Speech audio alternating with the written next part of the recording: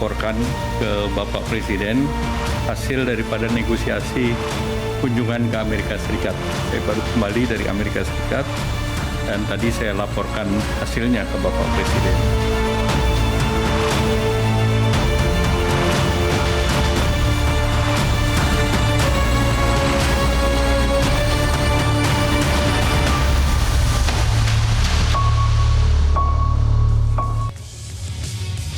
Terima kasih Anda masih bersama kami dan kita ada di bagian akhir diskusi kita malam ini.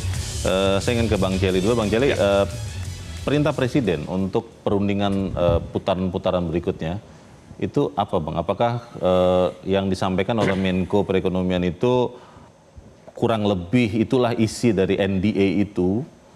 Atau NDA memang ada kan isinya kejutan-kejutan? agak rinci ya kalau kita, karena lagi dibicarakan kan Teknis kalau ya? dibuka Teknis list ya? kan di teknis.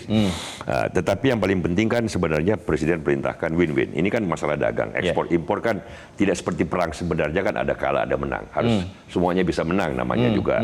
Ini teori Ricardian proposition tentang perdagangan kan. Jadi Pak Erlangga dalam beberapa negosiasi dengan Bessent, dengan Lutnick kan memberi contoh betapa cepatnya pertumbuhan SpaceX, Starlink di Indonesia dalam kurang dari setahun dengan kerjasama dengan Telkom, makanya kan tim Telkom ikut bagian dari delegasi. Itu revenue-nya jadi 600 miliar. 650 miliar tepatnya dalam waktu singkat, di mana 450 miliar menjadi bagian SpaceX Starlink, 200 miliar lebih menjadi bagian Telkomsat. Dua-duanya untung. Ini win-win. Win-win ya. Buat Telkom lebih untung lagi karena nggak ada capex. Nah, ini kalau kita bisa mencari, ya ini kan salah satu contoh bahwa dalam hubungan perdagangan Amerika Indonesia, ini formula win-win itu ada contohnya banyak gitu loh. Nah, kepentingan kita yang paling besar satu hal. Kita ekonominya 1,4 triliun dolar GDP. Amerika 29 triliun dolar. Kita kan mau Indonesia mendekat dalam jumlah yang lebih besar sehingga rakyat kita makin sejahtera. Dengan membuka pasar, akses pasar lebih besar ke Amerika Serikat, kita mempercepat dan memperlebar jalan bagi rakyat kita untuk mencari kemajuan. Dengan formula tadi itu. Kita menjadi lebih kaya tanpa Amerika menjadi lebih miskin. Itu kan yang disebut dengan win-win. Nah, saya kira kalau suasana perundingannya seperti ini, yang sudah terbangun dengan baik, kita kok optimis ya. Masalah teknisnya banyak. Ini 2 bulan kan pasti nggak tidur tuh tim teknisnya begadang. Berunding angka, karena kalau soal angka kan, ini Pak Raden ekonom, ngerti kalau angka itu kan perundingannya agak panjang. Terima kasih Bang Celi. Pak Raden, seoptimis Bang Celi atau seperti apa? Saya pikir kita harus optimis perlu ya. Tetapi saya pikir kita harus sadar bahwa yang dikatakan tadi, kita ini menuju equilibrium baru ini.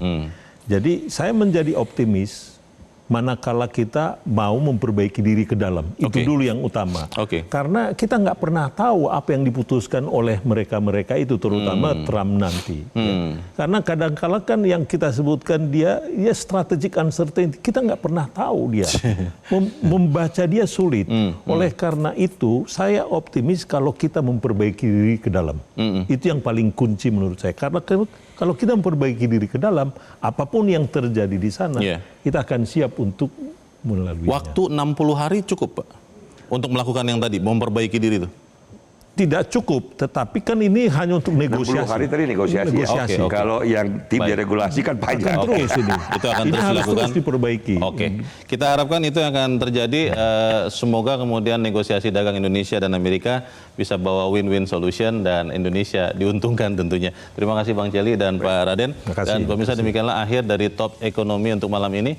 Atas nama teman-teman yang bertugas, saya Luna Samsudin mengucapkan terima kasih untuk kebersamaan Anda. Selamat malam dan kita berjumpa lagi Selasa pekan depan. Sampai jumpa. Metro TV. Jelajahi cara baru mendapatkan informasi. Download Metro TV Extend sekarang.